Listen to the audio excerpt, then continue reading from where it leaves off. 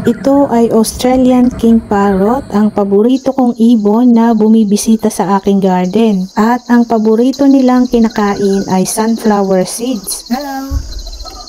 Hello, birdie! Inuubos mo na yung aking sunflowers. Yummy!